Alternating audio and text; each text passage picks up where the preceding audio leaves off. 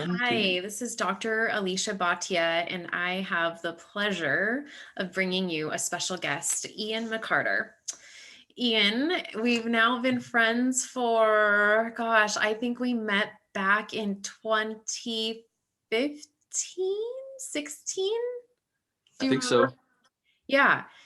So, kind of a fun story. I'll let you tell it. I wonder if your memory's better than mine.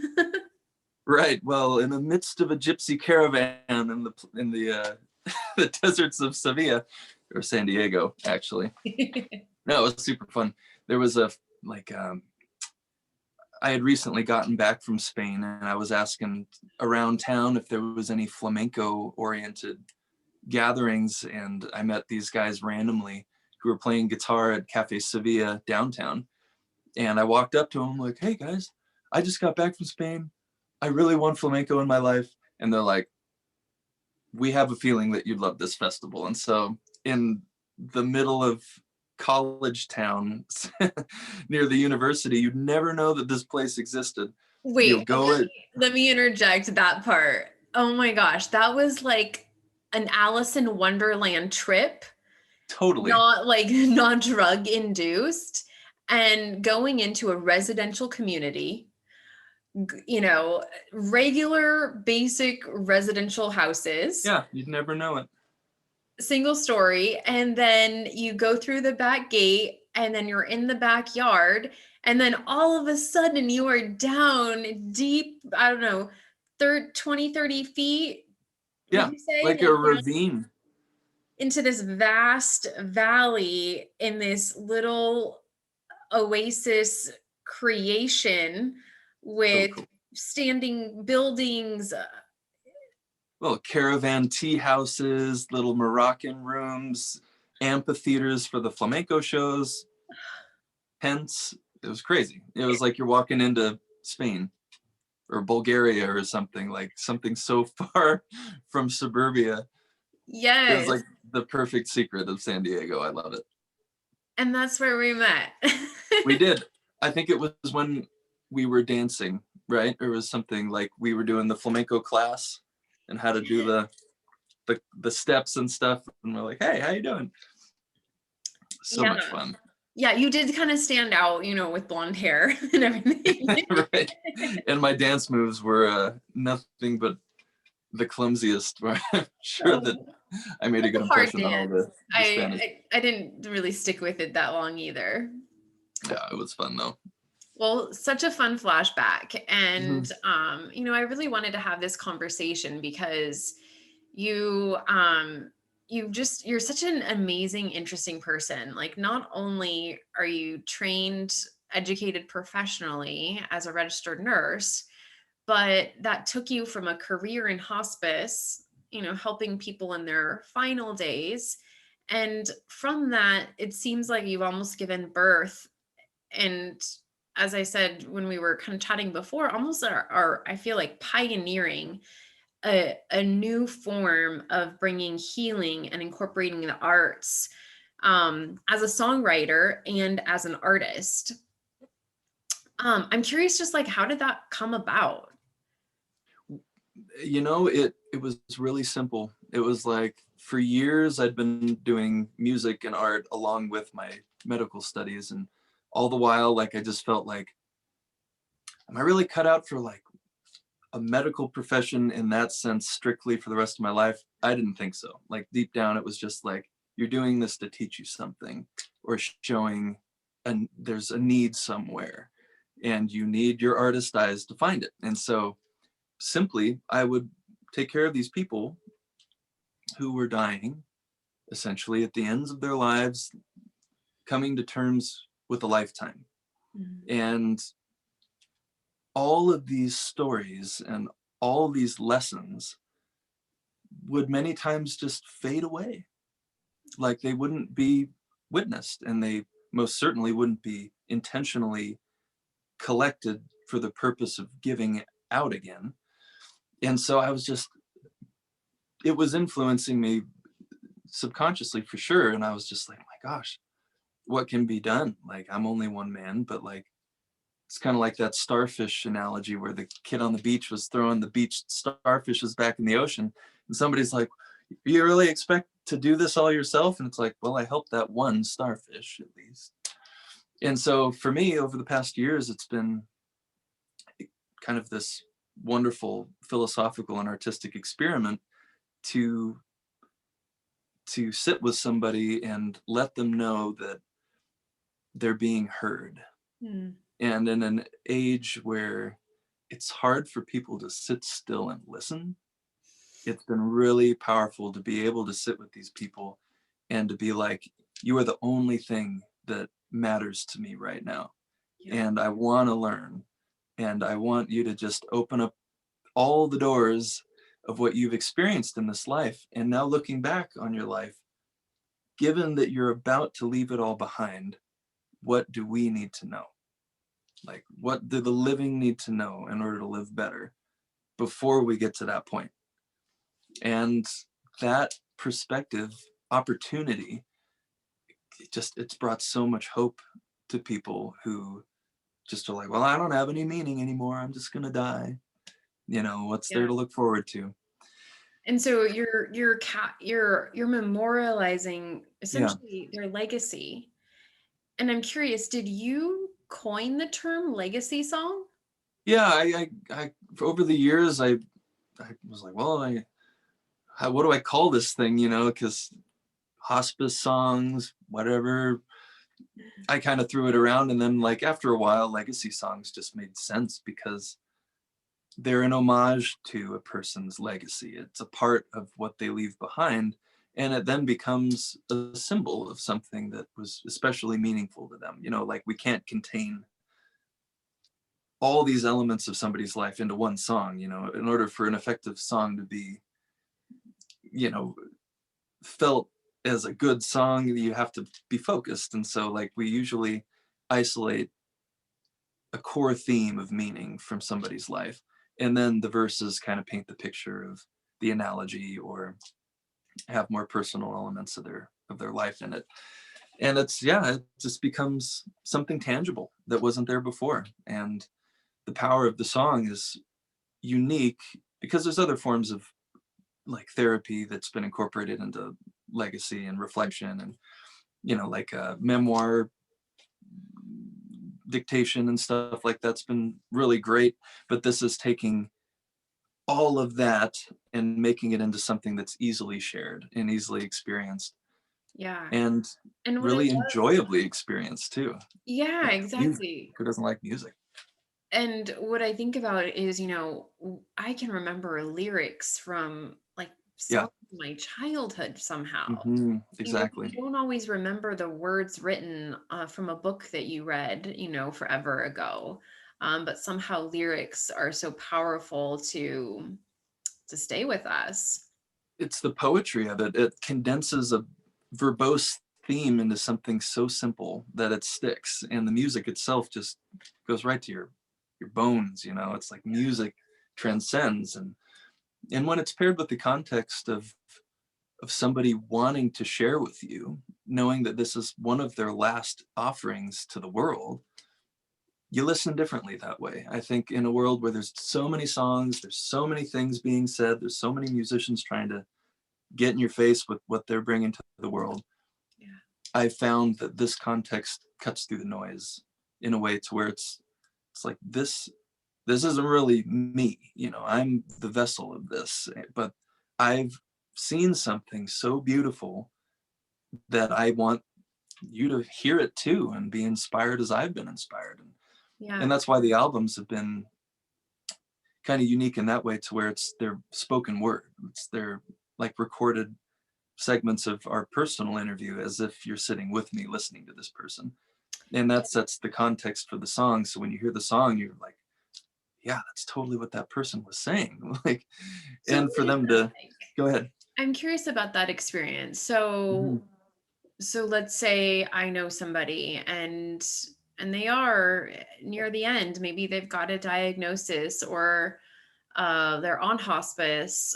Um, what does that look like? Do you sit with them for like an hour and interview them, or Mhm. or is it more free flow? Like, what does that look like? I like to keep it attuned to really like if they just want to say something, it'll be more like a conversation like we're having, Yeah. and we really try to pull elements of, what really matters and what do you want to say? Like Mm. what's been in here for so long that you feel needs to be out here before you go. It's been amazing. I could tell story after story after story about these Can you pull out brilliant, like, wise people.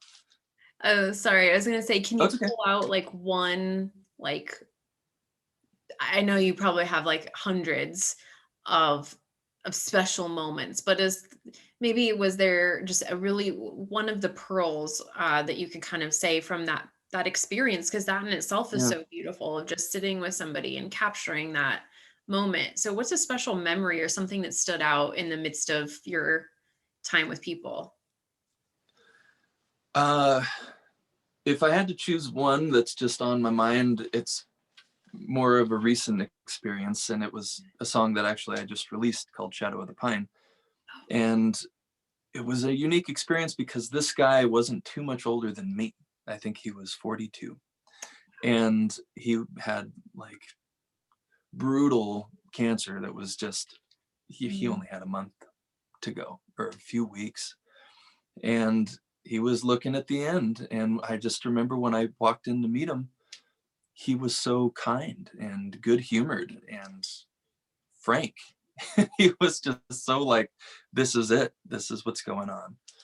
And I asked him, I'm like, my gosh, I don't think I've ever met anybody that's just so casual, but at the same time, in not in denial. And I was so impressed by that. And I said, well, what's your perspective with all this? And he's like, this is my last gift. He's like, I can choose to withdraw and feel sorry for myself about me dying, but what's that doing to serve the rest of my children and my family and friends? Like, I can be an example of courage if I choose to, and show them that there is potential to love, even faced with the ultimate human tragedy. And especially so, I mean, it's like the contrast of the virtue and courage that it took for him to find those reserves of love and grace. Yeah. I mean, it's just I was profoundly moved by that. And he said, I'm showing people potential. It doesn't. I want to reach to the ideal. He's like, I feel that there's opportunity to do anything in this life, and if I can shine brightly, that's going to be what serves best before I'm gone, before I leave, and it's going to serve them best after I'm gone. And he Mhm. said, this memory is going to be all that's left. Yeah. And I can encourage my children now and all my friends to live fully and to embrace each other and to come together through all this. And he said, that's it. And he's like, that's why, and it's coming either way. So Yeah. what can I I do with it? I listened to that song actually just last night, and I was Cool. trying to really hear the lyrics. So often when we listen to music, I guess depending on what type of listener you are, Hmm. I think I'm more listening like to the beat sometimes than the lyrics themselves. But Right. um, if I understood the lyrics correctly, it seemed like, but I could have mixed this up, so correct me if I'm wrong, but it seemed like in the beginning of the song, we were talking about, it almost was like it was a warm summer day, and the shadow from the pine tree is providing this like calm, cool, we're in the shadow, we're not in the hot, blazing sun. Right. But then I feel like at the end of the song, the shadow was gone. And then, or not the shadow, excuse me, the shade. Like it seemed like we weren't in the shade anymore, but now we were in the shadow. Did I? Right. Wait, That's exactly right. That's the story of this guy. It's like he was a very strong public figure in his town, and everybody came to him for help, for advice. he was the rock. And so everyone would gather around and be under the guidance and the strength of this guy. And that's the first shadow. And then he withered away with his disease. He was this bulky guy. And then when I met him, he was a twig. And so it was like he was just a shadow of what he was once before. And that's when the pine falls. It's like the cancer struck him, and then it hit fast and hard. Yeah. And everyone was shocked. They're just like, what the heck? If that can happen to this guy, like, oh, for the rest of us, oh my God. And so then at the end, it's the analogy of his conviction of why he was choosing love over fear in the end, and how the winter comes and it's cold and it's barren. And those are the times of sadness, where his friends are faced with, if only Jared was here type of moments. And so you take the wood from the fallen tree instead of just letting it decay and be forgotten. You take it and you use it and you burn it and you let that warmth bring you together and illuminate you. And so then that shadow becomes the silhouettes on the wall from everybody that's left behind that gathers around that fire from what he's left behind. And so I like that message because it shows that it's like that shadow can transform, and it does over time. It's like, just as we do, our legacy and our memory is everything. And it's how we serve when we're alive that causes that ripple effect. And the love that this guy left behind has influenced me, and it's influenced others that have heard his story. And even being in close contact with his family and friends after he's gone, it's apparent in all them too, and his kids and everything. They're just like, I listened to the song, I remember my father, and I know that we always have that choice to give and to transcend whatever challenge and pain that we have, if we choose love and if we choose courage, and if we have each other. And those examples just bring incredible perspective to everyday problems. It's like, I think when I'm getting blue or challenged or whatever, I always remember these people and how the magnitude of what they were facing, their oblivion. Yeah. They were still able to choose. Oh. Yeah. My mom has said, to think about at times what we want to be written on our epitaph, if that's the correct, our gravestone, if we have a gravestone. Right. And, in our culture right now, it's just so fueled by, how hard can you work? What can you produce? How successful you are. Yeah. And, she's commented, like, you don't want that written. Like, she was a really hard worker. You want. He had a great car. Yeah. He made a killing in the stock market. Yeah, like those aren't the things, and yet it's crazy that most of the days I feel like as a culture, we spend so much energy and effort striving for these things. But at the end of the day, and we're all going to have that end of the day time where it's the way we make people feel, the way we feel about life and our outlooks, as you shared. Absolutely. That's what matters.